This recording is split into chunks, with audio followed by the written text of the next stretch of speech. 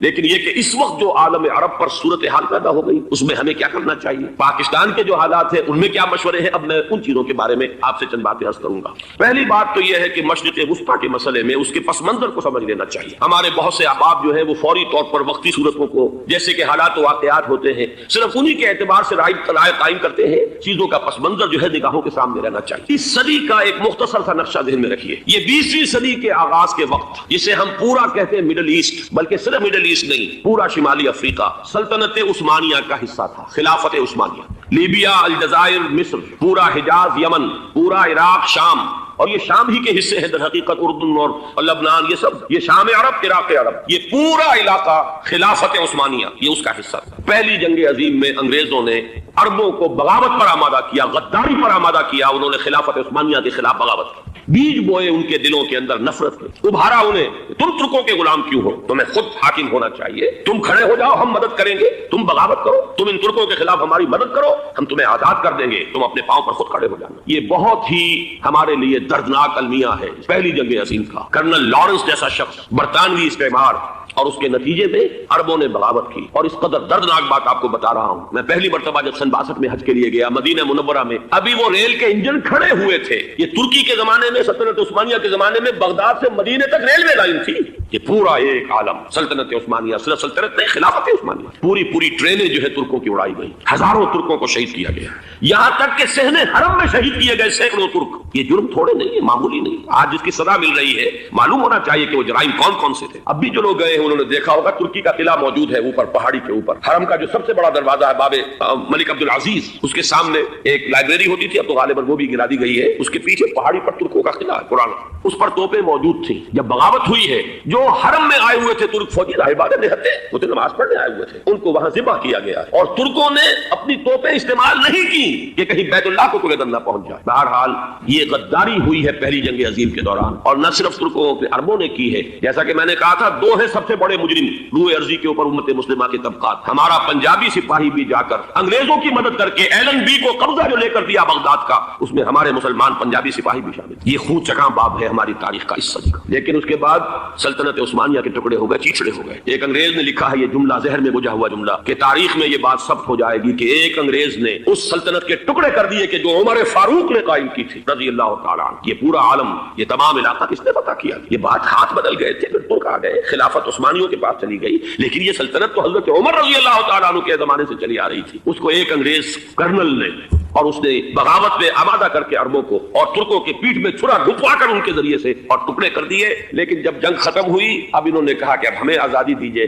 اب انہیں معلوم ہوا کہ غداروں کو دنیا میں کیا ملتا ہے، ٹکڑے کر دیے گئے۔ یہ حصہ عراق یہ انگریز کے پاس رہے گا، شام کا یہ علاقہ یہ فرانسیسیوں کے پاس رہے گا، مصر پر انگریزوں کا تسلط رہے گا، لیبیا اطالویوں کے پاس رہے گا، لے دے کر یہ جو علاقہ تھا حجاز، کیونکہ وہاں کچھ تھا ہی نہیں، بوادٍ غیر ذی زرع، یہ عربوں کے پاس چھوڑ دیا گیا۔ اس وقت جو بادشاہ ہیں شاہ حسین اردن کے، ان کے دادا سب سے بڑے غدار وہی تھے، لہذا ان کو اس علاقے کی بادشاہت دے دی گئی۔ اس کے بعد نجد سے تحریک اٹھی ہے، وہ سعودی جو خاندان ہے وہ نجد سے اٹھا۔ نجد میں اس وقت کچھ بھی نہیں تھا، وہ تو صرف ریت کے تودے تھے اور کچھ بھی نہیں، لہذا ادھر کسی استعماری قوت کو دیکھنے کی ضرورت ہی نہیں تھی۔ وہ تو بعد میں تیل برآمد ہوا اور اس کی حیثیت ہو گئی، اور یہ امارات کا علاقہ جو ہے اس کی دنیا میں اب گویا کہ یوں سمجھیے کہ جو سب سے زیادہ اہم علاقے ہو سکتے ہیں روئے ارضی کے نقشے پر، ان میں سے ایک وہ ہو گیا۔ لیکن یہ اس وقت کی بات میں کر رہا ہوں، کوئی حیثیت نہیں تھی، لہذا اس کو چھوڑ دیا گیا۔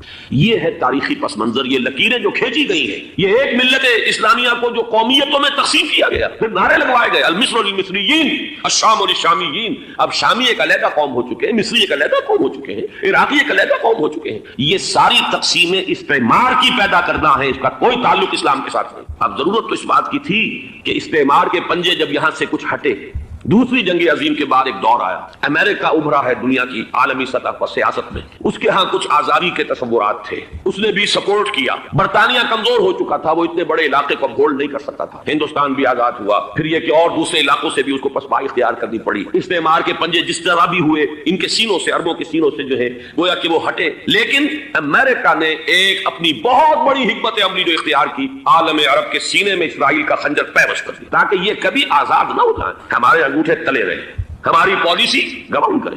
یہ استعمار کا دوسری جنگ عظیم کے بعد جہاں برطانوی استعمار، فرانسیسی استعمار رفتہ رفتہ یہ ہٹنے شروع ہوئے، صدر ناصر نے انگریزوں کو اٹھا کر پھینکا میڈیٹرینین میں اور دوسرے جگہوں سے، الجزائر نے آزادی حاصل کی فرانس سے، اطالویوں سے جو ہے لیبیا والوں نے آزادی حاصل کی، یہ ہو گیا، لیکن ایک خنجر پیوست کر دیا گیا اسرائیل کا سینہ عرب۔ اس صورتحال میں ظاہر بات ہے کہ ایک تو بڑی آئیڈیل پوزیشن تھی کہ پورا عالم اسلام متحد ہو، لیکن وہ تو بہت دور کا خواب معلوم ہوتا ہے۔ علامہ اقبال سے بڑا کوئی نقیب نہیں ہے ملت اسلامی کی وحدت کا، ایک ہو مسلم حرم کی پاسبانی کے لیے نیل کے ساحل سے لے کر تابخا کے کاشغر، لیکن انہیں بھی اپنے لیکچرز میں کہنا پڑا کہ اس وقت جو صورتحال ہے پورے عالم اسلام کی ایک وحدت بن جانا تو تقریباً ناممکن نظر آ رہا ہے۔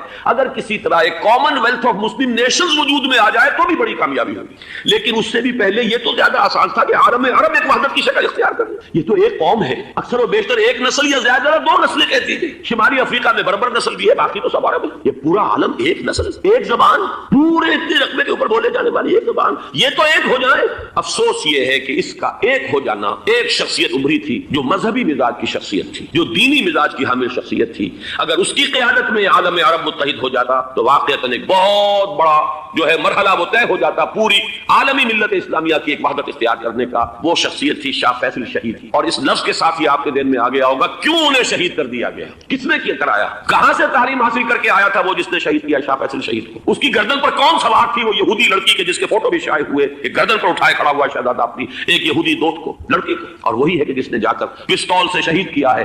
جان اچھی طرح جان لیجئے، جیسے بارہا میں نے عرض کیا ہے کہ حضرت عمر کو شہید کرنے والا کہنے کو ابو لولو فیروز تھا، لیکن اس کے پوچھے پورا ایرانی نسل پرستی کا جو پورا پس منظر ہے، اسے تو ہر شخص اس کی ذرا بھی نگاہ جو ہے جو صرف منظر کو نہ دیکھ رہی ہو، پس منظر کو بھی دیکھنے والی ہو، وہ تو جان دے گی کہ ابو لولو فیروز ایک فرد کا نام نہیں تھا، وہ ایران کا انتقام تھا عالم عرب سے۔ بالکل اسی طریقے سے یہ امریکی استعمار کا ہتھ کنڈا تھا، اسے محسوس ہوا۔ شاہ فیصل مذہبی مزاج کا شخص، یہ ابھر رہا ہے، اور یہ شاہ فیصل کی حکمت عملی کا ذرا آپ اندازہ کیجئے۔ لاہور میں سمٹ کانفرنس ہوئی، اس میں وہ آئے، سب سے ٹاورنگ پرسنالٹی پورے اس وقت عالم اسلام کے اندر شاہ فیصل کی تھی، اور وہ گویا کہ ایک بہت ہی جس کو کہا جائے کہ ایک بہت ایلڈرلی، ایک بزرگانہ ایک شخصیت جو ہے، اور انہوں نے اپنی دولت کے دروازے، عرب میں وہ مشہور تھے کہ نہایت خسیس اور بخیل انسان ہے، اس لیے کہ وہاں وہ خرچ کرتے تھے حساب کتاب کے ساتھ، لیکن ان کے خزانے کھلے ہوئے تھے عالم اسلام کے لیے، ادھر بھی مدد ہے، ادھر بھی مدد ہے، ادھر بھی کام ہو رہا ہے، ادھر بھی کام ہو رہا ہے۔ پھر انہوں نے تیل کا ہتھیار استعمال کر کے ایک دفعہ امریکہ کو دن میں تارے دکھا دیے تھے، لہذا ان کا ہٹایا جانا سین سے یہ امریکی استعمار کے لیے لازم تھا۔ اب لے دے کر رہ گئے کون سیکولر مزاج کے لوگ۔ پہلی اٹمپٹ جمال عبد الناصر نے کی، ناکام ہو گیا۔ قذافی صاحب نے کوشش کی کہ وہ ان کی جانشینی حاصل کر لے،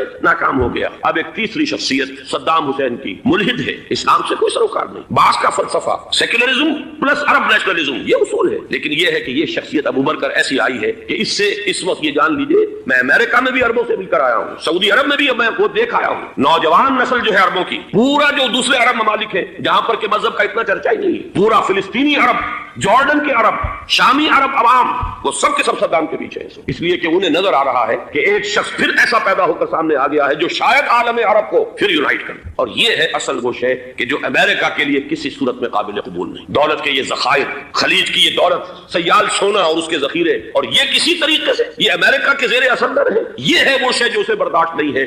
وہ کوئی عربوں کی محبت میں نہیں آیا 2.5 لاکھ فوج لے کر، وہ کوئی شاہی عرب جو خاندان ہے سعودی، اس سے اس کی کوئی دلچسپی نہیں ہے، کوئی پتہ نہیں کہ وہ خود ان کو ہٹا دے اور وہاں پر کوئی جمہوری ڈھانچہ جو ہے وہاں پہ کھڑا کروا دے خود امریکہ۔ اس لیے کہ سعودی عرب میں دیکھ آیا ہوں، حالات اگرچہ ظاہر بات ہے کہ زیادہ گہرائی میں تو وہاں جانے کا موقع ہی نہیں ہوتا، بہت ہی مستبد حکومت ہے، لیکن صاف نظر آ رہا ہے کہ اس وقت دونوں طبقے نوجوانوں کے جو ہے وہ شاہی خاندان کے شدید خلاف ہو چکے ہیں۔ جو وہاں پر جدید مثقف طبقہ ہے، جدید تعلیم یافتہ، جو باہر پڑھ کر آیا ہے امریکہ میں اور کہیں اور وہ کثیر تعداد میں، وہ صاف سوال کر رہے ہیں کہ یہ بلینز اور بلینز آف ڈالرز کے جو ہمارا خرچہ آتا تھا، ہمارے ہتھیاروں کے آرڈر جاتے تھے، وہ کہاں گئے؟ کل 65,000 فوج، اور عرب کے پاس، سعودی عرب کے پاس اتنے ٹینک بھی نہیں ہیں جتنے کہ یمن جیسے غریب ملک کے پاس، تو ہمارا روپیہ یہ گیا کہاں؟ یہ ایک سوال ہے جو ہر شخص کے ذہن کے سامنے ہے۔ اب ہمیں اپنے معاملات کو خود سنبھالنا ہوگا۔ اسی طریقے سے جو مذہبی طبقہ ہے، اور وہاں ہے بڑی تعداد میں مذہبی طبقہ نوجوان جن میں بڑا جذبہ ہے، اور ان کا وہ جوش جہاد انہیں جہاد افغانستان تک لے کر آیا، سینکڑوں عرب نوجوان یہاں جو ہے شہید ہوئے، اپنے ملک میں تو انہیں بولنے کی بھی کوئی امکان نہیں ہے، لیکن یہاں وہ جذبہ جو اندر اندر پروان چڑھ رہا ہے، وہ جذبہ انہیں لایا ہے، اور افغانستان کی سنگلاخ وادیوں کے اندر انہوں نے جامع شہادت نوش کیا ہے۔ وہ طبقہ بھی شدید مخالف ہو چکا ہے کہ انہوں نے امریکیوں کو بلا کر، ان میں یہودی بھی ہے، عیسائی تو ہے ہی ہے، یہودی ہیں، یہودی عورتیں ہیں،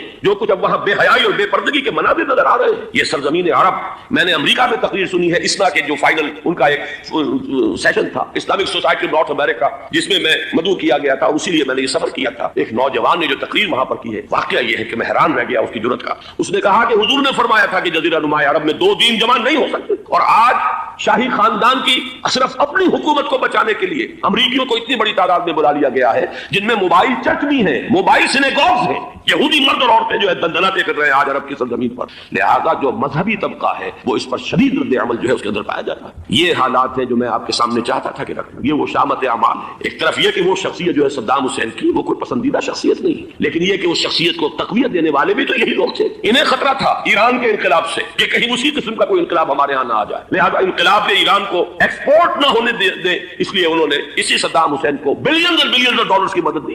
آج وہی ہے. عربی کی تو ایک کہاوت بھی ہے، سم من کلبک، یا کو اپنے کتے کو کھلا پلا کے موٹا کرو، کسی روز تمہیں کو کاٹے گا. آج وہ تو انہیں کاٹ رہا. لیکن یہ کہ اس کا جو علاج تجویز ہوا ہے وہ انتہائی خوفناک ہے. 2.5 لاکھ امریکی وہ استعمار کے پنجے جو بمشکل عالم عرب کے سینے سے جو گڑے ہوئے تھے اس استعمار نے، مشکل ہٹے تھے کہ ایک دم اب وہاں پر خبریں آ رہی ہیں، فرانسیسی بھی آ رہے ہیں، برطانوی بھی آ رہے ہیں، کہاں سے فوجیں آ رہی ہیں. اور وہاں پر 2.5 لاکھ تو صرف امریکن آرمی کا، اس میں تقریباً 1.5 لاکھ تو پہنچ چکی. اور جو بھی ہوگا وہاں پر جیسا کہ میں نے عرض کیا ہے اس قدر خوفناک سین ہے. میں نے بہت سے حضرات واقف ہوں گے، کئی مرتبہ میں نے حوالہ دیا ہے مولانا سید حامد میاں رحمہ اللہ کا. انہوں نے ایک دفعہ مجھے بتایا تھا کہ احادیث میں جو قرب قیامت کے حالات و واقعات کی پیشن گوئیاں ہیں ان میں یہ ہے کہ وہ جو آخری جنگ ہونی ہے جو کہ دجال کے خلاف ہوگی مسلمانوں کی، اور جس میں کہ حضرت مسیح علیہ السلام کا نزول ہوگا جس کے سلسلے میں اس سے پہلے ایک جنگ ہوگی بہت خوفناک، بہت خوفناک. اور عجیب الفاظ ان کے یہ تھے کہ اس میں ایک طرف مسلمان اور عیسائی اور یہودی تینوں ہوں گے. یہ بات سمجھ میں نہیں آتی تھی کہ مسلمان اور یہودی ایک جگہ کیسے جمع ہو سکتے ہیں. آج وہ نقشہ نظر آ گیا ہے. آج اسرائیل،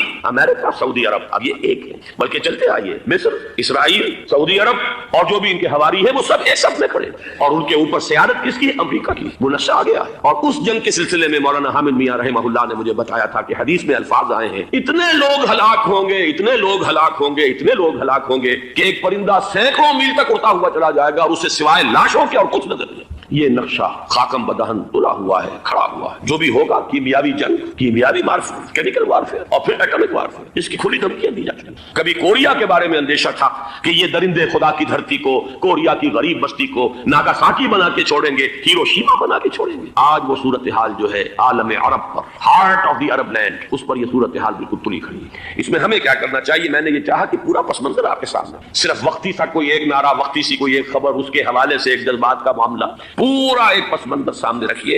اب وہ آپ کو شاید میری باتیں جو ہے وہ سمجھ میں آ جائیں. نمبر 1، ہمیں کسی صورت اس جنگ میں امریکہ کے گھڑے کی مچھلی نہیں بننا چاہیے. امریکہ اسلام کے تحفظ کے لیے نہیں آیا، امریکہ حرمین کی حفاظت کے لیے نہیں آیا، امریکہ اپنے مفادات، عالمی مفادات کے تحفظ کے لیے آیا. اور زیادہ سے زیادہ آپ کہہ سکتے ہیں کہ وہ سعودی شاہی خاندان کی حفاظت کے لیے آیا. اور بڑا عمدہ مضمون چھپا تھا پچھلے، بلکہ ابھی تک تو وہ تازہ ہی ہے جب تک نیا نہیں آتا، نظام میں، جس کا عنوان تھا اربوں کا چھرا اور اربوں کا گلا.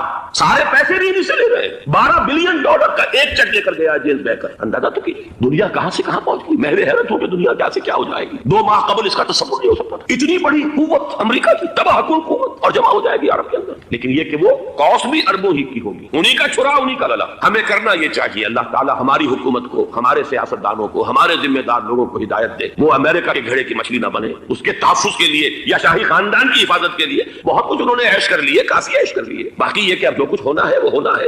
حرمین شریفین کو تو خود عرب کے لوگ کہتے ہیں کہ کوئی خطرہ نہیں ہے. سارا جھگڑا تو وہ تیل کی دولت کا ہے. وہ تیل کی دولت جو ہے وہ شمال مشرقی کونے کے اندر ہے. بلکہ یہ کہ جو رد عمل پیدا ہوا عالم اسلام میں اور سعودی عرب میں، خود اس کے مذہبی نوجوانوں میں امریکی فوجوں کی آمد کے خلاف اس کا جواب دیا گیا رابط عالم اسلامی کی طرف سے کہ یہ جو بھی جنگ کا محاذ ہے، جو فوجیں ہیں، یہ حرمین سے تو 1500 کلومیٹر دور ہے. تو حرمین کو تو کوئی خطرہ نہیں. خطرہ ہے امریکہ کے عالمی مفادات کو. آج آپ کو معلوم ہے دنیا 2 طبقوں میں بٹی ہوئی ہے، دی رچ اینڈ دی پور. یہ جو اقوام ہیں، جو 6-7 قومیں شمار ہوتی ہیں دنیا کی دولت مند قومیں، ان کے لیے خطرہ ہے کہ یہ اگر ہم ان کا جو سب سے بڑا ذریعہ ہے اس کا صنعت کا، یہ تیل، اگر اس کو کچھ ہو گیا تو ان کی سب کی اکانومی جو ہے وہ دم دھڑام سے زمین پر آ جائے. وہ بھی برابر ہو کر آ جائیں گے دنیا کے دوسرے ملکوں کی. یہ اس کی حفاظت کے لیے آئے. ہمارے نوجوان کو آج میں سوچتا ہوں کاش کہ ہمیں معلوم ہو، ہمیں وہ تاریخ دہرانی نہیں چاہیے کہ ہم نے پہلی جنگ عظیم میں انگریزوں کے استعمار کے پنجے گڑوانے کے لیے اپنی جانیں دی. پنجاب کا نوجوان، پنجاب کا مسلمان سپاہی بھی جا کر LND کو قبضہ دلوانے کے اندر اور بغداد پر قبضہ کرانے میں اس کے تعاون کیا، اس کی مدد کی. کیا آج بھی وہی تاریخ اپنے آپ کو دہرائے گی؟ آج ہمارا فوجی جائے گا وہاں پر امریکہ کے تحفظ کے لیے، اس کے مفادات کے تحفظ کے لیے. پہلی بات یہ کہ یہ ہرگز نہیں ہونا چاہیے. ہونا کیا چاہیے؟ پہلی کوشش یہ ہو کہ یہ بین الاسلامی معاملہ بنے، مسلمان امت آئے، امریکی فوجی جائیں، فرانسیسی جائیں، برطانوی جائیں، ہاں اس صورت میں کہتا ہوں پاکستان کا ایک ایک بچہ وہاں جائے اور اپنی جان قربان کرے، اس لیے کہ یہ قرآن کا حکم ہے۔ وَإِن طَائِفَتَانِ مِنَ الْمُؤْمِنِينَ اقْتَتَلُوا فَأَصْلِحُوا بَيْنَهُمَا وَإِن بَغَتْ إِحْدَاهُمَا عَلَى الْأُخْرَى فَقَاتِلُوا الَّتِي تَبْغِي حَتَّى تَفِيءَ إِلَى أَمْرِ اللَّهِ وَإِن فَاءَتْ فَأَصْلِحُوا بَيْنَهُمَا بِالْعَدْلِ وَأَقْسِطُوا إِنَّ اللَّهَ يُحِبُّ الْمُقْسِطِينَ۔ امت مسلمہ کو حکم دیا گیا اگر مسلمانوں کے دو گروہ لڑ پڑے تو تم صلح کراؤ، اور اگر ایک فریق زیادتی پر تلا رہے اڑا رہے تو اب سب مل کر اس سے جنگ کرو یہاں تک کہ اسے اللہ کے حکم کے آگے جھکا دو۔ پھر اگر وہ اللہ کا حکم مان لے صلح پر آ جائے تو پھر عدل و قسط کے ساتھ ان کے درمیان صلح کرا دو۔ یہ ہمیں حکم ہے، مسلمانوں کو حکم ہے، لیکن یہ کہ یہ امریکی آ رہے ہیں اور امریکی استعمار اور امریکی مفادات اور اس کے لیے جو ہے پاکستان کا مسلمان سپاہی بھی جائے، میرے نزدیک کسی صورت میں صحیح نہیں۔ مطالبہ بھی ہو رہا ہے، آج ہی غالباً ایک انٹرویو آیا ہے شاہ حسین کے بھائی جو ہے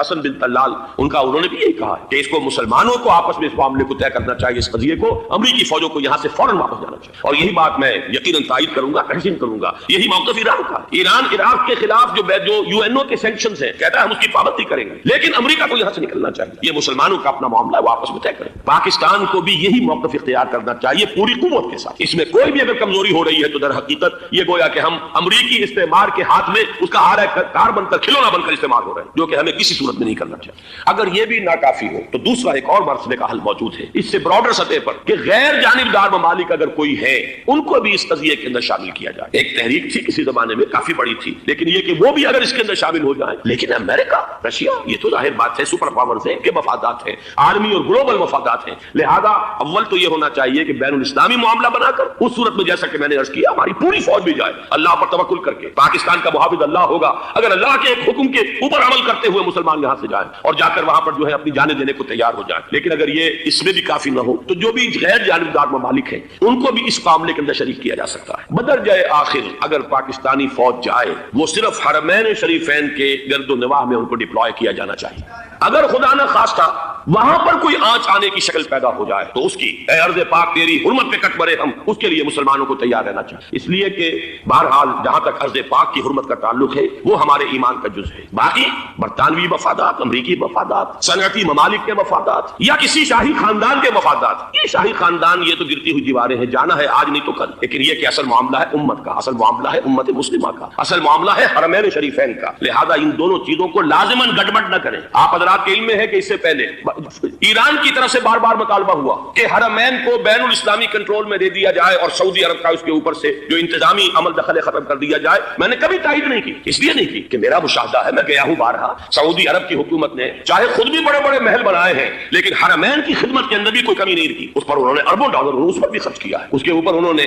اس حج کے انتظامات پر پوری حکومت جو ہے وہ اپنے آپ کو لگائے رکھتی ہے، لہذا اس اعتبار سے کوئی کمی کی بات نہیں وہاں پر آئی کہ جس کے لیے ضرورت ہو کہ ان کا عمل دخل وہاں سے ختم کیا جائے۔ لیکن یہ صورتحال اب جو پیدا ہو گئی ہے یہ بالکل مختلف ہے، اسے اس کے کانٹیکسٹ کے اندر دیکھا جانا چاہیے، اور اسی کے حوالے سے میں نے چند رائے آپ کے سامنے رکھی۔ اب آئیے پاکستان کی طرف جو ہمارا اصل مسئلہ ہے، اس کے تو ہم سب سے بڑے ذمہ دار ہیں، اس کی بھلائی ہے تو برائی ہے تو اس میں خیر آتا ہے تو وہ بھی ہماری کوشش اس کے لیے ضروری ہے، اور کوئی شر پیدا ہوتا ہے تو اس کی ذمہ داری بھی ہم پر آئے گی، اس کے ذمن میں چند باتیں عرض کر رہا ہوں۔ شدید ترین خطرہ ہے جیسا کہ میں عرض کر چکا ہوں کہ بھارت حملہ کرے گا، مجھے تو تقریباً یہ رائٹنگ آن دی وال کے مانند ایک فیصلہ نظر آ رہا ہے، بلکہ آج میں کسی سے کہہ رہا تھا کہ اگر اب نہیں تو پھر کبھی بھارت حملہ نہیں کر سکتا۔ اس کے لیے سچویشن بالکل رائٹ، 2 مرتبہ ایکسرسائز کر چکا ہے وہ، خاص ٹارگٹ بنا کر حیدرآباد کو، اور اس کے پیش نظر ہے سندھ میں جو بھی خلفشار ہے اس کے علم میں جو بھی تصادم ہے۔ اب بھی اگرچہ اس وقت کی جو ہماری اندرونی سیاست ہے یہ اس کا کرشمہ سامنے آیا ہے کہ جی ایم سید صاحب کو ایگزونریٹ کیا جا رہا ہے، ان کو محب وطن کا خطاب دوبارہ دیا جا رہا ہے، وہ شخص جس نے اسلام کے خلاف انتہائی زہریلی باتیں کی ہیں، وہ شخص جس کی کتاب اب پاکستان ٹوٹ جانا چاہیے، وہ لاکھوں کی تعداد میں ہندوستان سے چھپ کر آئی یہاں تقسیم ہوئی ہے، آج اسے سرد دی جا رہی ہے۔ یہ ہے ہماری اندرونی سیاست کے کرشمے، میں اس پر تفصیل سے نہیں جانا چاہتا، لیکن اس شخص کی دیکھیے وہ جو علامہ اقبال کا شعر ہے کہ بت کدے میں برہمن کی پختہ زناری بھی دیکھ، دیکھ کعبے میں شکستے رشتہ تسبیح شیخ، اور بت کدے میں برہمن کی پختہ زناری بھی دیکھ، کہ نظر یہ آ رہا ہے کہ اس نے رہا ہوتے پہلا بیان یہ دیا ہے کہ ہماری پہلی ترجیح یہ ہے کہ پاکستان ٹوٹ جائے اور ہندوستان کے ساتھ ہم ایک انڈیپینڈنٹ اسٹیٹ کی حیثیت سے کنفیڈریشن قائم کریں، سندھو دیش confederation with India independent of Pakistan. پھر دوسری ترجیح بھی ہے، تیسری آخری ترجیح یہ ہے کہ پاکستان کو 5 ریاستوں میں تقسیم کر دیا جائے اور ایک لوز کانفیڈریشن ہو، بس اس کے سوا کچھ نہیں۔ پانچویں بھی وہ اردو والوں کے لیے نہیں، مہاجرین کے لیے نہیں، ان کے لیے تو ان کے پاس کچھ نہیں ہے۔ پانچویں بھی پنجاب میں سے کاٹ کر سرائیکی صوبہ بنایا جائے اور سندھ میں تو بہرحال اردو بولنے والوں کو سندھی بن کر رہنا ہو۔ یہ اس شخص کا رہائی کے بعد بھی بیان ہے جسے آپ سند دے رہے ہیں کہ وہ محب وطن ہے اور وہ غدار نہیں ہے، وہ پاکستان کا مخالف نہیں ہے۔ بہرحال یہ حالات جو ہے انتہائی خوفناک ہے ہمارے۔ آج کشمیر میں جو صورتحال ہے ہندوستان کے لیے انتہائی تشویشناک ہے۔ جو بدنامی اس کو مل سکتی تھی مل چکی ہے، اور یہ آپ نے دیکھ لیا وہ امریکہ بہادر جو 1.5-2 لاکھ آدمی لے کر پہنچ گیا سعودی عرب میں، اس نے انگلی تک نہیں اٹھائی ہے کہ کشمیر میں بھارت کیا کر رہا ہے۔ یہ ہے ان کی ڈبل سٹینڈرڈز، یہ ہے ان کی بے ایمانیاں کہ بھارت وہ کچھ کر رہا ہے وہاں۔ آج اگر ظلم ہو رہا ہے کویت میں عراقیوں کے ذریعے، پورے ورلڈ ٹیلی ویژن پر، CNN پر اور فلاں پر اور اخبارات میں، آج بھی ایک لمبا مضمون میں نے اخبار میں پڑھا ہے، لیکن یہ ہے کہ کشمیر میں کیا ہو رہا ہے کہیں تذکرہ نہیں ہو۔ یہ ہے دنیا کے اندر دیانت اور امانت اور شرافت کا حال، اور بین الاقوامی سیاست جو ہے اس کے ڈبل سٹینڈرڈز۔ لہذا جو بدنامی بھارت کو آ سکتی تھی وہ آ چکی ہے۔ ہندوستان سے ایک نوجوان مسلمان صحافی دہلی سے آئے تھے، نئی دنیا ایک پرچہ نکلتا ہے اس کی طرف سے، وہ دورہ کر کے گئے ہیں، مجھ سے بھی لاہور میں ملے تھے، تقریباً 1 مہینہ 1.5 مہینہ ہوا۔ ان کے الفاظ سن کر میں کانپ گیا۔ انہوں نے کہا تھا کہ بھارت کی حکومت اس کے اوپر تلی ہوئی ہے کہ چاہے ایک اور آخری کشمیری کو بھی ہلاک کرنا پڑے، وہ کشمیر کے اندر کبھی بھی کوئی معاملہ جو ہے کشمیر کی آزادی یا کشمیر کو پاکستان کے لیے جانے کے لیے تیار نہیں ہے۔ کیا بگڑے گا اس کا؟ آپ سمجھیے کہ اگر 80-90 کروڑ قوم کی ایک قوم ہے، 1 کروڑ آدمی ختم کر، ان کا دل تو جو ہے اس پہ دکھے گا نہیں۔ حال ہمارا یہ ہے کہ ہم تو کوئی چہرے پہ نہیں کر سکتے، ہم تو اپنی صفائی دیتے رہے کہ نہیں ہمارا کوئی ہاتھ نہیں ہے، ہم نے کچھ نہیں کیا ہے، ہمارا کوئی اس کے اندر عمل دخل نہیں ہے، بس یہی ہماری ڈپلومیسی کا شاہکار رہا ہے۔ یہ حال ہے پاکستان کا۔ لہذا بھارت کا وہ معاملہ جو ہے، میں نے جیسا کہ آپ کے سامنے مختلف فیکٹرز گنوا دیے تھے، اندرونی اس کی سیاست، اندرونی خلفشات، وہ تو اب آ کر رہے گا۔ اللہ یہ کہ اللہ تعالیٰ کے قبضہ قدرت میں ہر شے ہے، وہ ٹال دے تو ٹال دے۔ مجھے اقبال کا وہ شعر یاد آ رہا ہے، تقدیر تو مبرم نظر آتی ہے لیکن پیرانے کلیسا کی دعا ہے کہ یہ ٹل جائے۔ ہم دعا کریں کہ یہ ٹل جائے وقت، لیکن یہ ہے کہ تقدیر مبرم نظر آ رہی ہے۔ اس حالت میں ہمیں کیا کرنا چاہیے؟ نمبر 1 یہ کہ سب سے اہم شے ہے قومی یکجہتی، اور قومی یکجہتی کے اعتبار سے انتہائی خوفناک مرحلہ آ رہا ہے انتخابات کو تو کچھ نہ کچھ فساد، کچھ نہ کچھ دنگا، کچھ نہ کچھ ہنگامہ، ایک دوسرے کے خلاف کیچڑ، ایک دوسرے کے خلاف الزامات، بوچھاڑ، یہ تو بڑھتے ہیں۔ بھارت میں بھی قتل و غارت گری ہو جاتی ہے کچھ نہ کچھ۔ لہذا یہاں پر بھی پیر پگاڑا صاحب جو ہمیشہ سے کہتے چلے آ رہے ہیں فیملی پلاننگ، آج پھر ان کا جملہ آ گیا ہے کہ شاید اس انتخابات میں فیملی پلاننگ کے ذریعے سے کوئی بہت بڑا کام ہو جائے۔ پہلی بات تو یہ ہے کہ میں نے اب تک یہ کہا ہے کہ انتخاب کسی صورت میں پوسٹ پون نہیں ہونے چاہیے۔ اب بھی میں یہ کہتا ہوں کہ اگر تو انتخابات کا بدل صرف ایک ہے اور وہ مارشل لا ہے، تو پھر مارشل لا سے تو بہتر ہے کہ وہ انتخابات ہوں چاہے اس میں کوئی خلفشار بھی، اس لیے کہ مارشل لا کا مطلب جو ہے وہ تو سندھ کے اندر ایک ناگزیر دھماکہ ہو جائے گا، تباہ کن، خوفناک، اور پھر بھارت کو کچھ کرنے کی ضرورت نہیں ہوگی، کیا کرایا اسے سارا معاملہ سندھ کے اندر سے مل جائے۔ ماشاء اللہ ہرگز نہیں ہونا چاہیے وہ بات جو سن 80 میں نے 18 اگست 1980 کو کہی تھی ضیاء الحق مرحوم سے، آج پھر اسی بات کی میں تکرار کر رہا ہوں، اعادہ کر رہا ہوں۔ ماشاء اللہ پاکستان کے لیے سوسائڈل ہے، لیکن ایک آلٹرنیٹ سامنے آیا ہے۔ ایک تو پشاور ہائی کورٹ کا ورڈکٹ آ گیا، اور یہ کہ کچھ اور لوگوں کی طرف سے بھی باتیں آئی ہیں۔ 1-2 دن ہوئے ہیں، جنگ میں 2 اہم سرخیاں تھیں، اور وہ بڑے اونچے حلقہ جو ہمارا فوج کا اونچا حلقہ ہے اس کی طرف سے اگرچہ نام کسی کا نہیں تھا۔ ایک تو یہ کہ ماشاء اللہ یہاں کسی صورت نہیں لگے گا، دوسرے یہ کہ کوئی قومی حکومت کی تشکیل جو ہے اگر کسی طرح ہو سکتی ہو تو وہ اس وقت کا حل ہے، اور وہ اسی شکل میں ممکن ہے۔ اگر تو الیکشن آپ پوسٹ پون کرتے ہیں اور اسمبلیاں پرانی بحال نہیں کرتے تو پھر تو اس کا مطلب یہ کہ ہمارا کانسٹیٹیوشن ایبروگیٹ ہو گیا اور اس کا آلٹرنیٹ سوائے ایک مارشل لا کا کوئی نہیں ہے۔ لیکن اگر صدر اسحاق صاحب ہمت کر لیں، ملک کے حالات کو دیکھ کر، جو اس وقت صورتحال ہے، جو خطرات ہیں بارڈر پر، ان کو دیکھتے ہوئے، یا تو یہ کہ عدالتوں کے ذریعے سے اسمبلیاں بحال ہو جائیں، اس میں حکومت زیادہ رکاوٹ نہ ڈالے، یا یہ کہ خود صدر اسحاق صاحب واپس لے سکتے ہو قدم تو واپس لے لیں، لیکن یہ کہ تمام پارٹی سے یہ پہلے عہد لے لیا جائے کہ وہ ایک قومی حکومت کی تشکیل کریں گے۔ یہ وہ بات ہے، آپ کو یاد ہوگا مرزا اسلم بیگ صاحب، انہوں نے بالکل شروع میں سن 88 کے الیکشن کے بعد کہا تھا کہ نیشنل گورنمنٹ فارم کی جانی چاہیے۔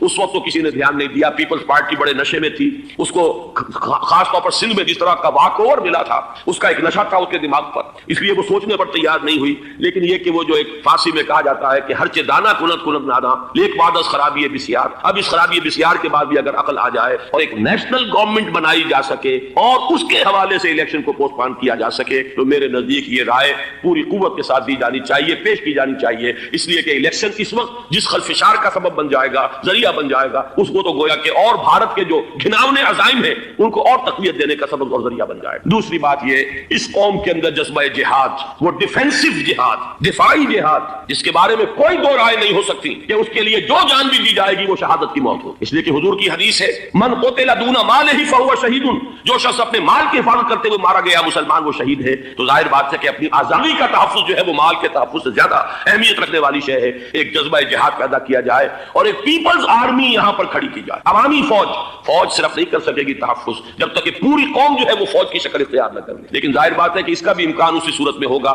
جبکہ کوئی ایسی حکومت وجود میں آ گئی ہو کہ جس میں اپوزیشن اور گورنمنٹ کا جھگڑا جو ہے وہ اوپر نہ چل رہا ہو, وہ آپس کی بات آرائی نہ ہو, تبھی کوئی پیپلز آرمی جو ہے اس کا تصور جو ہے سامنے آ سکتا ہے. اللہ تعالیٰ توفیق دے کہ ہم اس کو بھی کر سکیں. آخری بات, آج میں سوچ رہا تھا کہ حضور کو اللہ تعالیٰ نے 2 تلواریں دے کر بھیجا تھا. ایک تلوار قرآن, جاہدہم بہی جہادا کبیرا, اے محمد یہ ہے آپ کی تلوار, اس کے ذریعے جہاد کیجئے, قلع کما کیجئے جاہلیت قدیمہ کا بھی, قلع کما کیجئے جاہلیت جدیدہ کا بھی, اور یہ بے یقینی کو رفع کیجئے, ایمان پیدا کیجئے. یہ ہے کہ جو آج ہمارے پاس وہ جہاد بالقرآن کے حوالے سے ہے.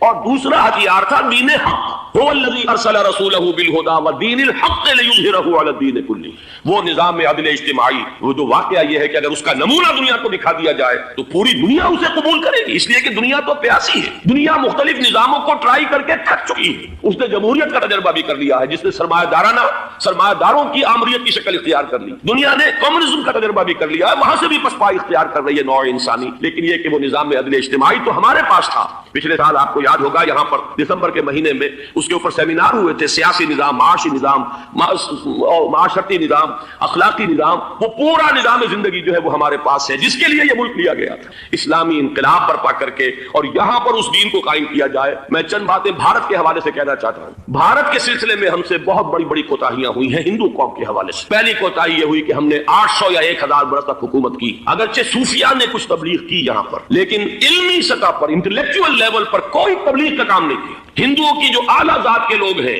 اور ہندو ذہن ہے فلسفیانہ ذہن, اس فلسفیانہ ذہن کو ہم نے کبھی سمجھنے کی کوشش نہیں کی. اس تک ہم نے دین کی دعوت کو نہیں پہنچایا. ہم نے جہاد بھی سیف کر کے انہیں زیر تو کر لیا, ان پر حکومت تو کی, لیکن یہ ہے کہ جہاد بالقرآن کے ذریعے سے ان کے نظریات, ان کے افکار, ان کے عقائد, ان کے نظریات باطلہ کا علاج نہیں کیا. یہ ایک بہت بڑا جرم تھا کہ ہم نے یہاں پر 1000 برس تک حکومت کی لیکن یہ فرض منصبی ادا نہیں کی. اس ضمن میں آپ سے عرض کروں کہ پچھلے سال جب میں گیا تھا انڈیا, مولانا علی میاں سے مدظ اللہ العالی میری ملاقات ہوئی. میں نے انہیں ایک مشورہ دیا, وہ چونک گئے, انہیں مشورہ پسند بھی کیا. یہ مجھے نہیں معلوم کہ اس پر عمل کیا یا نہیں. میں نے ان سے عرض کیا کہ آپ ندوۃ العلماء میں سنسکرت کی تعلیم لازم کر دیں تاکہ یہاں کا عالم دین جو نکلے وہ ہندو جو مذہب کی کتابیں ہیں ٹاپ کی امہات کتب ان کو بھی سمجھ سکتا. جب تک آپ ہندو ذہن کو نہیں سمجھیں گے اسلام اس کے سامنے پیش نہیں کر سکتے. لہذا ایک کام تو ہمیں یہ کرنا ہے, اور میں نے شاید آپ میں سے جو حضرات بھی میثاق پڑھتے ہیں ان کے تو علم میں یہ بات ہوگی کہ میں نے شاہ ولی اللہ دہلوی رحمۃ اللہ علیہ کا ایک قول جو ہے نقل کیا ہندوستان ہی کے ایک رسالے میں. وہ ان کا قول جو ہے اس کو کوٹ کیا گیا تھا, وہاں سے میں نے نقل کیا کہ انہوں نے فرمایا کہ ایک وقت آئے گا کہ ہندو قوم کے اعلیٰ ذات کی اکثریت اسلام قبول کر لے. اللہ کرے کہ وہ کام ہو, وہ بھی ہوگا تو جہاد بالقرآن کے ذریعے سے ہو. دوسری 2 کوتاہیاں کیا ہوئی دیکھیے, میں اس کی مثال دے رہا ہوں. ہم نے اب تک اسلام کے لیے جو نعرہ بازی کی ہے اس کا نتیجہ یہ نکلا, ہندو کو ہم نے بیدار کر دیا, چوکنا کر دیا, منظم کر دیا, اپنے خلاف کھڑا کر دیا, اور ہم نے کچھ کیا نہیں. اس کی ایک سادہ مثال دے رہا ہوں. چپ راس چپ, چپ راس چپ, خاکسار تحریک, دہل گیا تھا پورا ہندوستان. واقعہ یہ کہ دہل گیا. وہ تحریک تو اس کے بعد ختم ہوئی, اب آثار قدیمہ میں کہیں رکھی ہوئی ہے, لیکن ہندو نے اس وقت سے RSS شروع کی, ہندو کو جگہ دیا. RSS جوابی تحریک تھی خاکسار تحریک کے مقابلے میں, اور وہ 60 برس ہو گئے مسلسل کام کر رہے ہیں. وہ تحریک موجود ہے اور اب وہ بہت بڑی فارمیڈیبل فورس بن چکی ہے ہندوستان کے اندر. اسی طرح دوسری بات عرض کر رہا ہوں, ہمارے ہاں اسلام کا نعرہ, اسلامی نظام, اسلامائزیشن, حکومت, قانون, یہ پہلے تو لگا کرتا تھا اپوزیشن کے پلیٹ فارم سے. 11 برس جو تھے ہمارے مرحوم ضیاء الحق صاحب کے, وہ ایوان حکومت سے یہ نعرہ لگا. نتیجہ یہ نکلا ہندوستان میں رام راشٹر کی تحریک کھڑی ہو گئی جوابی رد عمل کے طور پر. ہم نے تو کچھ کیا بھی نہیں سوائے کچھ کاسمیٹک تبدیلیاں, کچھ اوپر کی تبدیلیاں, کچھ رنگ و روغن, کچھ عید میلاد النبی زیادہ شوق سے اور زیادہ شان سے بنانی شروع کر دی, کچھ اور ہم نے اس طرح کے جو ہے وہ تقریبات کا آغاز کر لیا. باقی وہ اسلام کا نظام, وہ نظام تو ہم نے قائم نہیں کیا. میں نے جو حضرات